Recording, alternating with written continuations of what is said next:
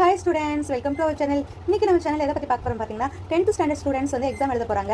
அவங்க வந்து அவங்க கொஸ்டின் பேப்பரில் படிவங்களை பற்றிலாம் நிறைய கொஸ்டின் கேட்பாங்க. அதை எப்படி ஃபில்அப் பண்ணுறது அப்படின்ற ஒரு மாடல் வீடியோ தான் பார்க்க போகிறோம். பாருங்க, ஃபர்ஸ்ட் நம்ம கொடுக்கக்கூடியது என்னன்னா பணி வாய்ப்பு வேண்டி தன் விவர பட்டியல். இப்போ நீங்கள் வேலைக்கு போகிறீங்கன்னா உங்களோட பயோடேட்டாவை வந்து சென்ட் பண்ண சொல்லி கேட்பாங்க. அப்போ எப்படி அந்த பயோடேட்டாவை ரெடி பண்ணுறது அதுக்குண்டான ஒரு மாடல் வீடியோ தான் பாருங்க.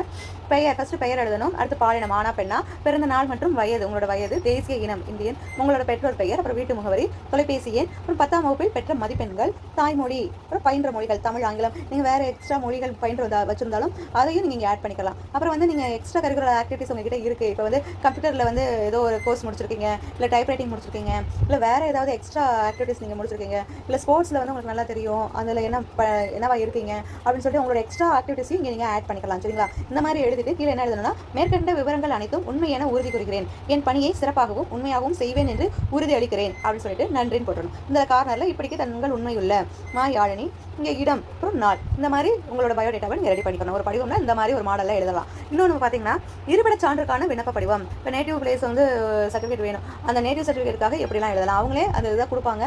சம்டைம்ஸ் கொடுக்கலாட்டி நீங்களா எழுதணும். அப்படின்னா அதில் எழுதக்கூடியது விண்ணப்பதாரரின் பெயர், தகப்பனார் பெயர், ஆனா பெண்ணா, அப்புறம் இருப்பிட முகவரி, குடும்ப அட்டை எண், குடும்ப அட்டை எண்ணா, ரேஷன் கார்டோட நகல்னா ஜெராக்ஸ். சரிங்களா? அப்புறம் பள்ளி இறுதி வகுப்பு சான்றிதழ் நகல். சரிங்களா? அடுத்தது 10th முடிச்சிங்கன்னா அந்த டிசி இருக்குல்ல, அதுதான். அடுத்து ஆதார் எண். இங்கே அப்புறம் பெற்றோருக்கு தமிழ்நாட்டில் உள்ள அசையா சொத்து விவரம் சான்றுகளுடன் கேட்குறாங்க. வீடு இருக்கா, இல்லை நிலம் இருக்கா, இந்த மாதிரி அசையா சொத்து விவரம் என்னவோ அது இந்த இடத்துல நீங்கள் எழுதணும். சரிங்களா? அடுத்து பார்த்தீங்கன்னா விண்ணப்பதாரரின் கையொப்பம். இங்கே என்ன நாளில் நீங்கள் இந்த விண்ணப்பத்தை சமர்ப்பிக்கிறீங்களோ அந்த நாள். சரிங்களா? ஒரு படிவம்னா இந்த மாதிரி மாடலில் எழுதணும். இங்கே நான் ஏன் எழுதுறேன்னா இதெல்லாம் நீங்கள் இந்த மாதிரி எழுதணும் அப்படின்றதுக்காக உங்களோட ப்ராக்டிஸ்க்காக நான் விட்டுருக்கேன். சரிங்களா? இதே மாதிரி பேங்க் செலான் கொடுக்கலாம், இல்லை நூலக படிவம் கொடுக்கலாம். எந்த ஒரு படிவம் கொடுத்தாலும் அதுக்குண்டான மாடல் இந்த மாதிரி தான் எழுதுகிற மாதிரி வரும். ஓகே ஸ்டூடெண்ட்ஸ், ஓகே, இந்த மாதிரி எழுதி நல்லா மார்க்ஸ் ஸ்கோர் பண்ணலாம். Okay, thank you.